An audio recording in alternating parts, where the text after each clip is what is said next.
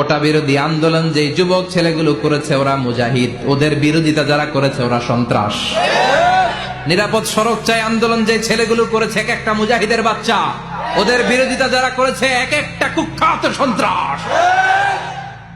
এজন্য হকের পক্ষে যারা থাকবে, ইসলামের পক্ষে যারা থাকবে, ন্যায় নীতি সাম্যের পক্ষে যারা থাকবে তারা মুজাহিদ।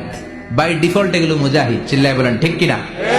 আর বিরোধিতা যারা করবে সন্ত্রাস।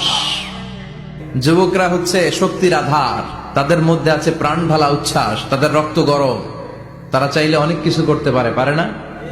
কোটা বিরোধী আন্দোলন করতে পারে, তারা নিরাপদ সড়ক চাই আন্দোলন করতে পারে, তারা দুর্নীতিমুক্ত বাংলাদেশ গড়ার প্রত্যয় নিতে পারে, চিল্লায় বলেন ঠিক কিনা?